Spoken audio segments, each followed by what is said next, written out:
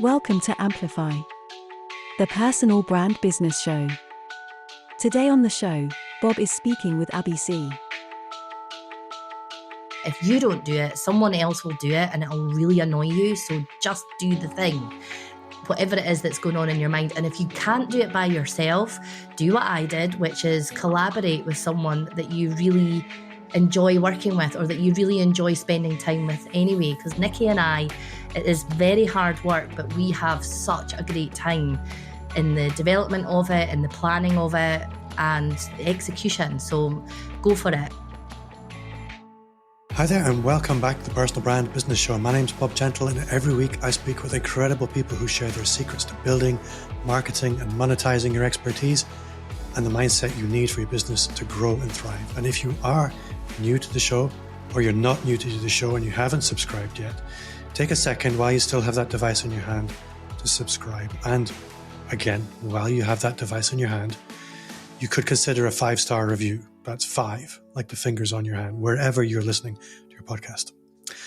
So this week, we're talking messaging. We're talking about really the point that connects between you and the people who matter the most to you, either the people you serve or the people you sell to. And obviously, ideally, both of those.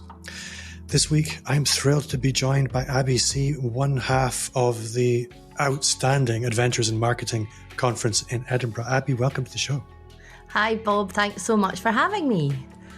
So I've been looking forward to this for ages and have a nasty habit of running away with myself when I'm excited. So, pulling myself back for a moment, could you maybe just start by telling us a little bit about who you are, where you are, and the kind of work you do? Yeah, thanks, of course. So I'm Abi Sea and I live in a small seaside town in Fife in Scotland. And I am a copywriter and content creator and messaging coach for big-hearted coaches and creative business owners.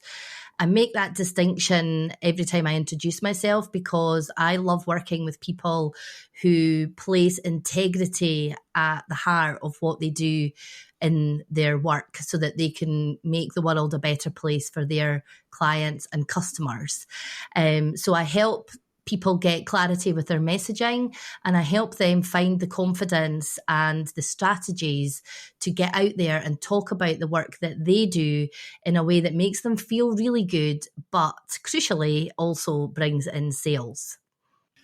I think what's really interesting listening to you speak is something I see a lot, which is often those who shout loudest get first.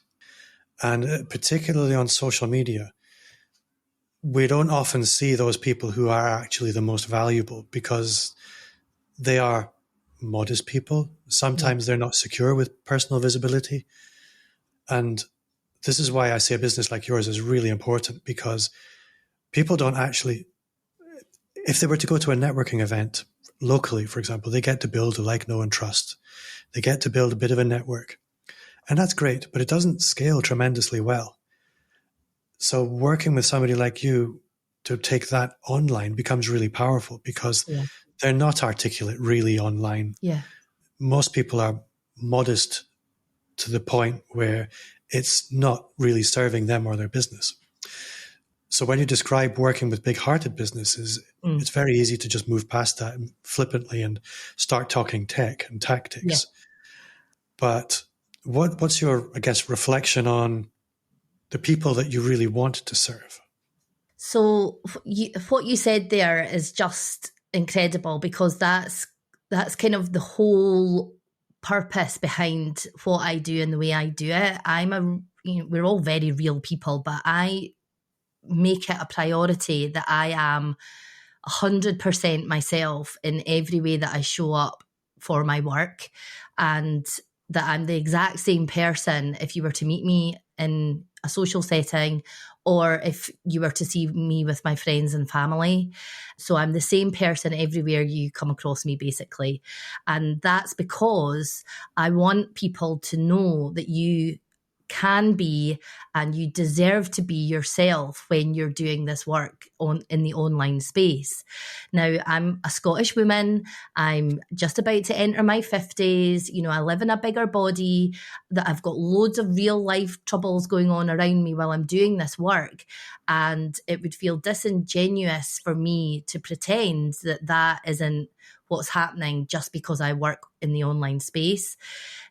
One of the first sort of signals that I got that this was the right way to go is I got a message from somebody who said to me, her exact words were, "Thank you for being so unapologetically you. It gives me permission to be me." And, that gives me goosebumps every time I think about it, because what an amazing thing to help someone realize they're allowed to do. So that's the first thing based on what you just said there, Bob. But the other part of it about the big-hearted element is that when I do my work and the clients that I love to work with do their work, it doesn't always come from that desire to make lots of money and to have, we've got the skill and therefore we're going to use it. There's always more in there, and it's about genuinely wanting to make an impact, genuinely wanting to improve something for the people that you work for and work with. So I'm not really interested in working with people whose main focus is a target of income. I mean, I want everyone to be wealthy and I want everyone to succeed, but I want to work with people who genuinely crave connection and making their clients' world better. And that can be from a service perspective, so that, coaches enhance people's lives, or they give them skills, or make something happen that they didn't have before. But also for product-based businesses, I love working with creative business owners who put their art and creativity into what they do because they want to make their customers' lives better by making it more beautiful, or having nicer earrings, or, giving them a confidence boost. So it's the making things better that really gets me. And the trouble with that is that when heart-led people try to get out there into the world and make sales and run their business in a strategic way, it can feel really hard because the heart and the sales don't always combine. And that's where the messaging part comes in for me. I think what I see quite often, and this is, I guess, reflecting back to where I see you being really valuable in the way that you work, is when we do business in our local community, we get a reputation, and people either like us or they don't like us. And those people who like us refer us. And a lot of the time we have no idea what people actually value about us. We just seem to be lucky in business or unlucky in business, depending on the weather of these sort of webs of relationships. When you go online, that doesn't work anymore. It does work to an extent, but if you want to be able to market yourself properly, you need to understand what is it that people find valuable about you. And people find this extremely difficult. There are some people who will make up stuff and that can work, and that's actually a large part of the marketing industry. But if you want to come across as authentically you, somebody needs to hold up a mirror and say, this is what people value about you. And then find a way to express it. And people find that very hard. So how do you help them through that process? Oh, this is a really chunky question. So I think partly I am talented at seeing someone from a perspective they can't see themselves. It's just, I've always been able to create really strong relationships with people from a very early age, where I kind of shine the light back on them and they love how I see them. They love the version of themselves through my eyes. So that's I don't think that's something you can teach. So there's that element of it. But when I'm working with clients, we always go back to the basics of messaging, and that looks at, as well as your own mindset around messaging, it looks at your offer and it looks at your people. And then we really dig into how the offer matches what the people need. And it's in those conversations that we really then start to unpick how my client will do a certain thing, or what makes them unique, or what makes them different from their competitors. So it's almost always in conversation, in a one-to-one situation like this, where we'll be talking about one thing and then ideas will spring from there. So yes, but as you say, it's almost impossible to do by yourself, because you need that mirror and you need someone who's pulling out all of the right questions to actually then, lead on to a new idea or a new topic or theme that someone's maybe just never even thought of before. Does that answer your question? It does. I had an interesting image spring to mind. I used to have an employee whose dad was a portrait artist, and he just painted portraits of military officers. That was his entire career. And what was interesting, well, since I've known him, I've watched other artists and photographers. And what's interesting is you can be a great painter, but not necessarily a great portrait painter. Mm-hmm. Similarly, as a photographer, you can be an amazing technical photographer, but not necessarily great at portraits.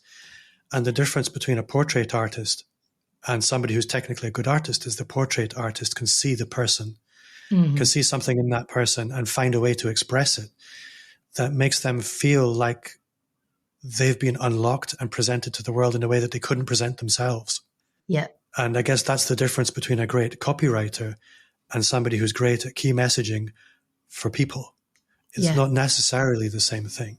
No, definitely. And it was the missing piece for me when I first started writing specifically for clients. So I started writing blogs for clients back in 2015. And then I had no idea about messaging. I'd been working in marketing for a long time, but the messaging piece, I just still don't think is talked about enough. And so I would write for clients, and I found it so hard because I did feel like words for hire.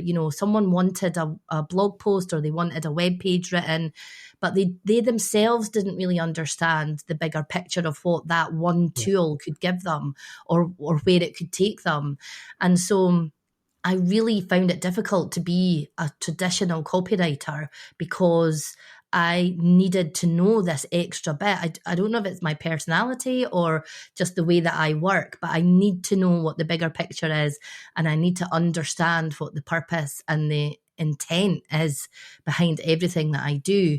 So that's why messaging made so much sense for me. I need to be able to work on messaging, even if that's not actually the job that I'm booked to do. So it just made so much sense to start helping other people work out how critical the messaging piece actually is to the puzzle, and then help them do it. So for the listeners, maybe an idea for us to maybe unpack key messaging a little bit, because there'll be people listening thinking, I don't know what you're talking about. Yeah. I think for me, I know as somebody who spent a large part of my career in web design that the average website visit is 7 seconds. Yeah. And yet traditional copywriters are writing for somebody who's there for a little while.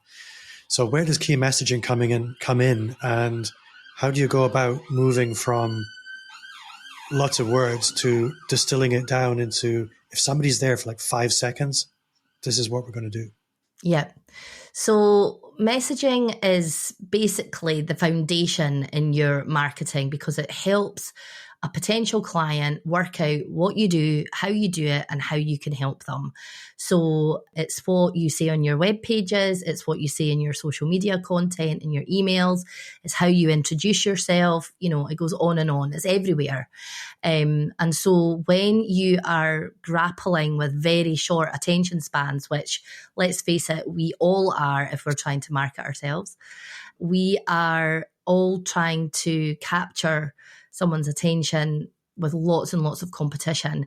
So if you're talking about the homepage, for example, the first thing that you need to do is work out who it is that you're trying to attract, and make the very first words that your potential client or your website visitor actually comes into contact with is about them and not about you. So, calling all creative business owners, or you're a content creator, who is, and then you list out what is going on there, because immediately the person who's visiting the site was probably expecting, hi, I'm such and I do this. Whereas if you flip it and make it about the person that's visiting, suddenly their interest is already piqued because they know that this is relatable to them and their experiences.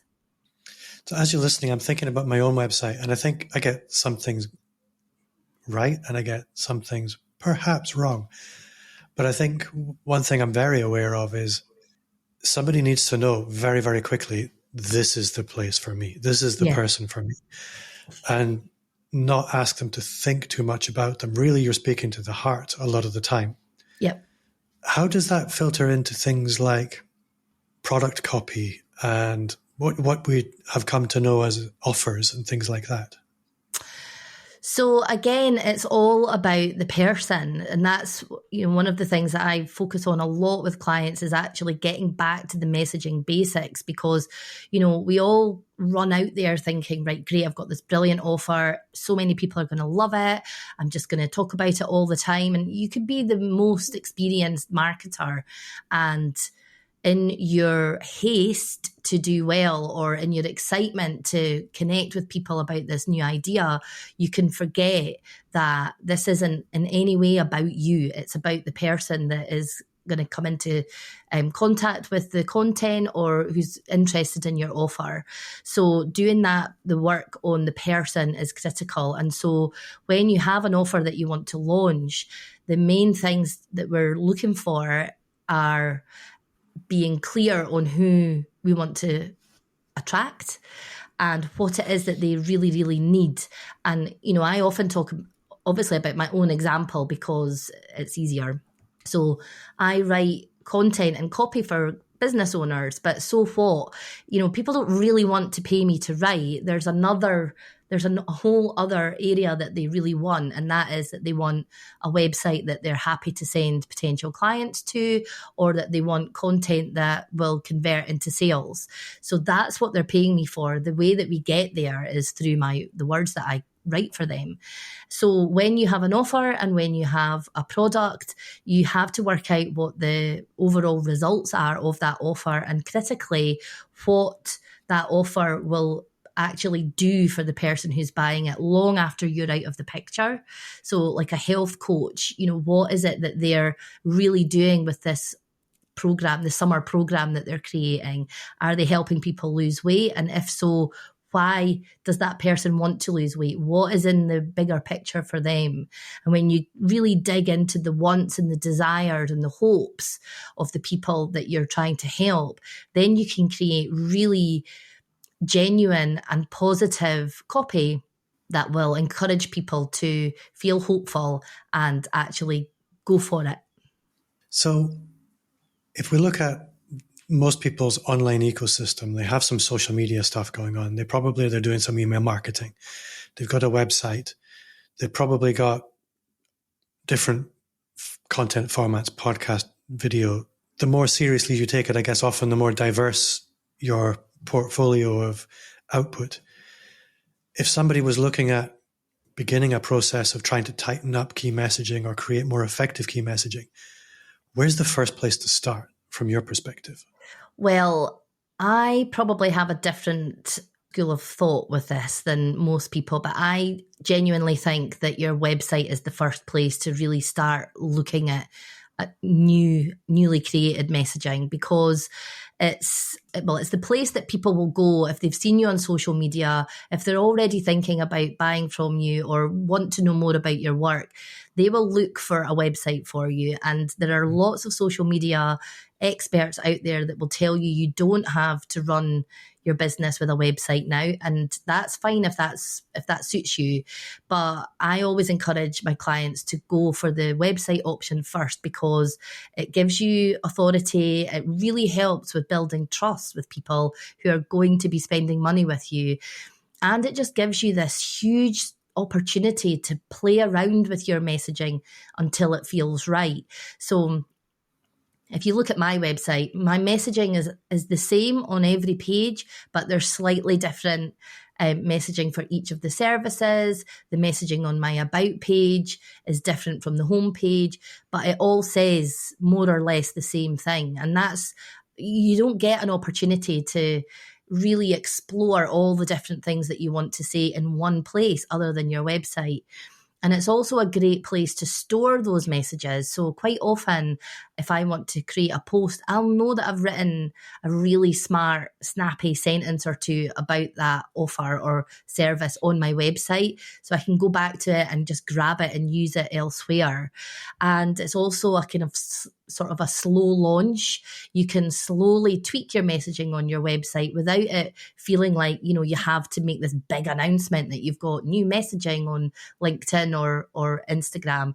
So I think once you get your website in alignment, it does the world of good for you and your confidence and your pride, your sense of self-pride, as well as getting really clear on who you help and what you do. Because as we all know, when you create a website, you have to have all that information in an easy, accessible place for people to get it and know what it is.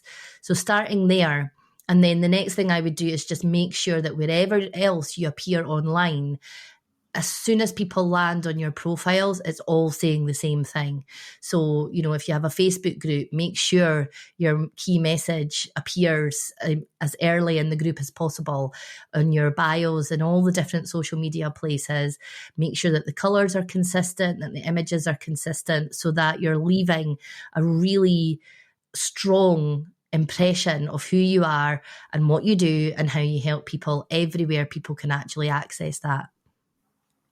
I think that's extremely good advice. I think something I'm very aware of is looking at the average buyer's journey. People are triggered often online. The impulse will sometimes begin online, but on social rather, or in an email. But decisions are made on websites. Yeah, and you make decisions easier for people if you have websites that are clearly designed to facilitate those decisions. Yeah, you had an impulse. I've arrived on the website. I'm being given the confidence on the website that this next step makes sense for you. Yes, you can do business without a website, but it's always going to be more efficient if you do have a website that makes it easy for people to think through things and feel good about those decisions, see clearly what it is they're getting into, and be influenced by other people as well, things like testimonials. Yeah. So what does the process with you typically look like? So I knock on the door and say, Abi, my website's rubbish. What happens next? So we have a chat, first of all, to make sure that we are a good fit and that I'm the right person to help. Whenever people come to me, they might find it quite difficult to articulate what it is that they really want. I said earlier, people will come and they'll say, oh, I want a really well-written homepage, or I just want a nice welcome sequence that really gives people a good idea of who I am. But I, as I've said, need to know that there's a bigger picture. And even if I'm not part of that bigger picture, I just want to be clear that my client or potential client has thought it through, that they know why they're doing what they're doing with me and then what they'll be doing next. So there's a bit of a conversation there. And if I'm not the person to help, then at least I can help that client work out what their next step is. And more often than not, I'll be able to recommend someone who is the right person to help. So it's a wee bit, the clarity call is a bit of a cliche, but it's really essential, because a lot of the time people are quite vulnerable when they jump on a call. And what we have to remember as the business experts is that a lot of the time the clients don't have the language, they don't have the vocabulary to actually explain what it is that they want. I really struggled with that when I started out in business. I didn't know what things were called, so I didn't know what to ask for. So that's another great big tick towards clear messaging, is, it really helps people understand, because confused people do not buy. So it starts with the clarity call. And then if we've got an opportunity to go ahead and work together, I like to do a messaging x-ray, which is, really hone in on my client's business, what they want, what they have been doing up till now, why it hasn't been working, who they're working with, what their offers are, all that kind of thing. And then I put everything through my framework, which is called the Blitz messaging framework. And I've developed that over the years of working with clients to really help them find an authentic way to create messaging, because you pointed out earlier, there's an awful lot of advice out there online, and it is really difficult to know who to turn to and who really is the expert or who's the person that's read the most. It's also really easy to just give your money to someone because of this lack of vocabulary and understanding. It's really easy to give your money to the wrong person. It's not the right next step. After the clarity call, they come down, we do the messaging x-ray, whatever I said about the messaging x-ray, and then I take all of that knowledge and insight, which is so valuable, and I put it through the Blitz messaging framework. And I take all of that information and the insight from these sessions and put it through the Blitz messaging framework, so that I work with my client to create really authentic, genuine, and positive marketing messaging that makes my client feel really good about the way they're explaining their work or promoting their work, but that will make their potential clients feel seen and heard and understood. And in the online world, as we all know as consumers, as well as being service providers, it's really important to feel seen and heard and understood as a customer. Yeah. And so that's what happens with the messaging x-ray. So before we roll on to talk about the conference, which is where I want to go next, for the listener who's thinking Blitz framework, can you very briefly just walk us through it? Okay, so the Blitz framework, first of all, is my rebellious act against all of the bro marketing that we've all grown up with over the last 5 to 10 years online. I believe that the key to being authentic online and to feeling confident enough to be yourself is to be positive, to have positive impact with the people that you come into contact with every day. So the Blitz framework is my way of creating positive psychological marketing messaging. So it stands for building empathy, lifting with hope, inspire and ignite, truth and facts, and zapping fears. And when you put your marketing messaging through that framework, you come out with some really juicy and genuine and relatable content and messaging that people love, and that most of all, you are really happy to get out there and share. I think what I love about that is when you talk about the bro marketers, where often they're marketing to our basest triggers. Yeah, it's greed. It's fear. It's often the fear of missing out. Mm-hmm. Whereas what you're describing here, for me, it speaks a lot to what you said about most people don't have the language to know what they want. What did I write down? People don't know what to ask for because they don't know it even exists. Yeah. That's what we really need to overcome. And Mm-hmm. that Blitz framework allows you to do that in a very gentle and authentic and generous way. So I really like that. Yeah, thank you. Now, I was at the Adventures in Marketing Conference. Was it last month? Yeah, well, still this month, but just only just. So when you're listening, it'll be last month. And it was really good. For the listener, I only went because it was down the road and I did not have high expectations. I'm sorry. But I had them, I was a slap in the face that something like that was in Scotland. I was really impressed. I was braced for a room full of in-house corporate marketers, only to discover that it wasn't that at all. That was delightful. It was lots of online business owners and people supporting that community, which is entirely my people. So I had a great time and my expectations were way exceeded. Oh. So if you are in Scotland or even in the UK and you want to get in on a marketing conference, that's awesome. I'd say it's boutique, but it's beautifully done. It's definitely one to look at. But I don't want to blow smoke. What I do want to ask is, what's the origin story? Because something like that is a big undertaking. Yes. And what triggered that? Okay, so I am a co-founder and co-host of Adventures in Marketing alongside my friend Nikki Hutchison. Now, Nikki's worked in marketing for a number of years. She is, a really talented marketing strategist, amongst many other things. And Nikki and I, she lives in Edinburgh. I live in Fife. We've been in and out of each other's worlds since just before the pandemic. And we get along really well. And I think it was, 2022, we had been chatting. I'd just been down to a big event in Newcastle. She was on her way down to a big event in London. I'd been to something else in Manchester the couple of weeks before. She'd been over in Dublin. Literally, we were all over the place. And one of us, neither of us can remember which one said it. One of us said, wouldn't it be amazing if we didn't have to travel to go to one of these events? And then we just started to complain about it more and more. And as is often the case, eventually you get to a point where you think, I'm so sick of hearing myself complain about this. I'm going to have to do something about it. So this was in October of 22, October 22, we decided we were just going to go for it and get something done as quickly as we could.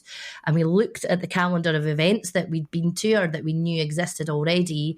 And we saw that February was a woefully quiet month. And, it's a dark month. It's a cold month, especially in Scotland. And we thought, right, that's the month to do it. But obviously it gave us around 3 months to organise, with a little thing called Christmas and New Year in the middle. So we had our work cut out for us. So the first event ran early February 2023, and then we just had our second event earlier this month, or for the listeners, last month. So within the personal brand business roadmap framework, I don't actually have hosting your own event, but it should be on there, and it will be on the next version. Great. Because traditionally, those people who are the nexus of an event like that have benefits. And I'm curious to hear from you what impact being the organizer of that has had on your business, on your personal brand, and other things that it might have led to. Okay. I actually love this conversation because I think it's really inspirational for anyone that is starting out or who have been, quietly doing their work for a number of years, and now they're just getting into this idea of speaking at an event or being part of an event. Because I had never spoken on a stage in front of people in a business context in my life until I held my own event alongside Nikki. So I think somewhere subconsciously, I realised that if I wanted to elevate my brand and actually become someone that people wanted to hear from, it was going to take me years to get to a place where I could speak on a stage in front of 100 odd people. So I fast-tracked that by just doing my own thing. And that's kind of my personality anyway. I'll just, everyone can get out of the way. I'm going to do it myself. So for anyone who's interested in that idea, if you have an idea that you really want to get off the ground, but you're telling yourself you don't have the experience or you don't have permission or you don't have the right to do it yet, what I'm just going to say is that if you don't do it, someone else will do it and it'll really annoy you. So just do the thing, whatever it is that's going on in your mind. And if you can't do it by yourself, do what I did, which is collaborate with someone that you really enjoy working with or that you really enjoy spending time with anyway. Because Nikki and I, it is very hard work, but we have such a great time in the development of it, in the planning of it, and the execution. So go for it. In terms of what it's done for me, I think it's really, I've I have won business as a result from people that I would never have met, I don't think. I get invited onto things, podcasts like this now, and to be on people's YouTube channels. But people are really interested in what I have to say now, and they refer me and they will share my stuff online. I'm just somebody that people think about now, and that's been a really short amount of time that's happened. So I haven't got a big head about it because, as I say, I'm the same on stage at Adventures in Marketing. I'm the same if you were to see me in the pub. I'm the same person everywhere, but it has elevated my profile and people know who I am. Well, not everyone, but lots of people know who I am now and what I do. And that's been great. And I know events like yours, they have a bit of a reputation for being financially risky. You Yes. and Nikki don't strike me as people who take risks with money. And I'm curious to know what safeguards you've had in place to protect yourself from the things that often go wrong in other people's events. So the first year we just went for it because you don't know what you don't know, right? So you just kind of go for it and see what happens, see what sticks, see what people are interested in. We were very fortunate in that both Nikki and I have made it our business to have a network of people that we find exciting and inspiring, and that also want the same things for their business that we do. So when we invited speakers, we had a hit list of people that we really wanted and thought, maybe 1/3 of them will say yes, and then we'll have to find others. But actually everyone said yes. Everyone really went for it. So we were lucky the first year that we had an amazing group of speakers that automatically brought people to the event. So I guess that was the biggest safeguard we had, was that we just got some really good speakers. This year that's just passed, we focused more on sponsorship and we took out insurance because we know with the weather, the train strikes, all of that kind of stuff, we just wanted to be able to have that peace of mind and really still go for it, just, with no fears really, and critically to be able to give people their ticket money back if if the event had to be cancelled for, snow or floods or whatever winter in Scotland likes to throw at us. Before I come off the conference altogether, if anybody is in the UK, or even if you're coming from, I think I have one person coming from the US for next year's conference. I need to check. She said she was coming. But what can people expect at the conference? So I loved your use of the word boutique, because boutique doesn't always mean small in size to me. It means care and attention and comfort. And that's what we really wanted to do with Adventures in Marketing. We wanted to make it a place where extroverts and introverts could come together and both feel like they were coming away from the event with practical tools and real advice that they could implement straight away, but also for them to feel like they had met the right people and that they'd been looked after and cared for. So yeah, we genuinely look after the people that are there. We'll make it we're excellent hosts, so we make it our priority to make sure that we see people, we welcome them in, we spend time chatting to them and just get them settled for a day of learning. So there's lots of learning, there's lots of inspiration. The speakers are all people who are doing things differently. It's not about following the norm for them. And the reason that we've chosen to set it up like that is that there's no two clients that are the same. There's no two business owners that are the same. What works for you, Bob, might not work for me, and vice versa. And so the only way we can grow confidently and actually continue every day to get up and try and be successful is to do things that feel great and feel, excite us and that we're curious about. So Nikki and I are we pride ourselves on our hosting skills. We want people to feel properly looked after when they come to the event. Whether you are shy, whether you're an introvert or an extrovert, we want you to get as much out of the event as possible. So we give people lots of opportunity to get settled in. We introduce people that we know are a little bit quieter or are on their own. We'll introduce them to people so that they feel like they've got a pal for the day. We also give an opportunity to sign up for a buddy if that's what you really want, because we've all been to events where we feel awkward and alone. So having a buddy right from the start can really help people. So we take care to make sure that people's needs are met before the actual event even begins. And then the day is full of learning and networking, collaborating. There are workshops, usually skill sharing, and really impactful talks from speakers who excite Nikki and I, and who inspire Nikki and I, and who we know can share so much value with the people in the audience, because no two business owners are the same. Everyone's trying to do things their way and feel comfortable and excited about their business as they grow.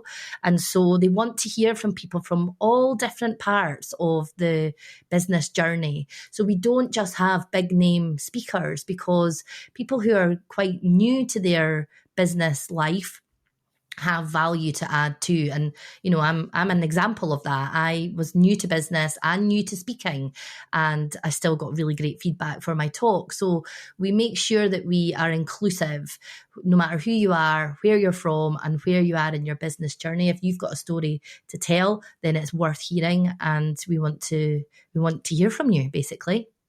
One of the things I loved about the conference is a lot of marketing conferences you go to, most of them, they focus on tech and tactics and strategy. Yeah. And for example, you can go to talks about YouTube or TikTok and they'll tell you all about the platforms and how to leverage them and exploit them. But what they don't tell you is how to overcome your own fear in order to create content. And I go to social media marketing world, for example, sorry, Mike, and you watch these talks and I can see people's hearts sinking that they love the idea, but they don't identify as content creators. And that's actually the monster they have to battle at the moment. Yeah. And Adventures in Marketing, the title is deceptively apt, that it's as much about the monsters here as it is about the monsters outside. And I would say at least 60% of your content was geared towards helping people with that side of things rather than the tech and the tactics. Because the truth is, you can Google all that stuff. But personal growth is the precursor to online growth. And I've never been to a conference where there was as much attention put on building your creator identity, becoming confident with that, overcoming all the mindset monsters. So that was really refreshing for me. Great. I mean, that is the idea. There's only really one thing holding you back in business, and that is yourself. And so if you can obviously you're not going to get over everything by being at one event, but if you can start to understand that even people that you would look up to in business have come from a place where they've had challenges and struggles and they've taken risks that have failed, then you can start to understand that what you're going through is perfectly normal and it's all part of the adventure. And then you're sitting at big round tables with, you know, people from, again, all different industries and walks of life and different lengths of experience. And suddenly through conversation, you start to recognize that what you think you're doing wrong or that you think you're going through alone, everyone else at the table has a similar story or can relate to you. Then suddenly you're no longer this one person trying to make all the decisions and taking all the risks and doing all the things in front of your laptop. You're actually part of a really inspiring, a really exciting network of people who are all doing the same as you. Everyone's just trying to do their best. And suddenly you can link arms with these people and, you know, go forward as a team rather than just one isolated person trying to make all the decisions yourself, because that's hard. It's difficult to get up every single day and be that person sometimes. So just knowing that other people genuinely, you can read about it on Instagram, you can read about it on LinkedIn, that other people have got challenges and here's my vulnerability post for the week and all that kind of thing. But getting in the room and speaking to real people and making connections will take you so much further. And that's what Adventures in Marketing is all about and will continue to be all about. Abi, I'm looking at the clock and I have taken a lot of your time. So I guess what I need to ask for the listener is if people are listening and they want to go deeper with you, how can they do that? I know you have your messaging Blitz workshop coming up. Yeah. Like any day now. So do you want to maybe just tell us a little bit about that? Yeah, so it's a 2-week program actually, and it's a combination of workshops, Q&A sessions, and then tiny little bite-sized bits of inspiration. So the idea is that you'll start the Blitz not really understanding much about messaging and certainly having no clarity in your messaging. And over the 2 weeks, I will teach you about the Blitz framework. I'll teach you how to apply it to your business. And then I send small bite-sized videos every day to help you start thinking about your key messages. By the end of the 2 weeks, you will have all of your key messages written, including your overall main message that you want to share with the world. So in just 2 short weeks, you'll go from messy messaging to clear messaging that makes you feel really excited and really confident about talking about the work you do in a way that makes you feel great. That sounds very compelling. If people want to find out more about that, where can they do it? It will be all over my website, abisea.co.uk, and I'm going to share with you the link to my messaging basics guide. So if people download that, they'll also get an invitation to join the 2-week Blitz.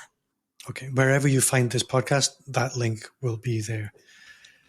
Abi, you have been awesome. I've had a great time. Before I let you go, one last question. Yes. What's one thing you do now that you wish you'd started 5 years ago? I wish that I had been consistent with some of the things that I started really early on. So I had a YouTube channel that every week without fail, I did a little 5 to 10 minute video about a certain topic. And I did it all through lockdown when, everything else was turning to custard. I still managed to do it. And then it fell by the wayside. And I remember thinking at the time, what does it matter? No one was really watching it anyway. And I probably didn't have the right information. And, it was a Mickey Mouse attempt, blah, blah, blah, all the mindset stuff that we're all so familiar with. And here we are, years down the line. If I had just kept that up once a week, I would have a really strong platform with all of my content for people to visit. I would have a following. I would be known on YouTube. So yeah, I just wish that I had consistently kept up the thing that I actually really enjoyed doing, but I let my mindset get the better of me. It happens all the time. And I think it's so easy to underestimate the compounding effect of time. Yeah. But there is also the flip side of this, which I'm quite sure you know, that there's this whole thing of what's the best time to plant a tree. 20 years ago was the next best time. Yeah, exactly. Right now. So now you know. Abi, I've had great fun. This has been really useful for me personally. Frankly, that's what the podcast is for. Hopefully the listener got something as well. But that does bring us to the end of another show. Thank you very much. Thank you, Bob. Really loved it. So thank you at home for listening. If you did enjoy the show, again, I would remind you to leave a 5-star review. That's 5, wherever you listen to podcasts. If you're on YouTube, that's a like, a subscribe, and a comment. They will go a long way to training the algorithm in the understanding that I'm awesome. If you did enjoy the show, you will love the Personal Brand Business Roadmap. It's everything you need to start, scale, and fix your expert business. 50 pages, completely free as a gift from me. Just visit amplifyme.agency/roadmap. Thank you for listening, and I will see you again next time.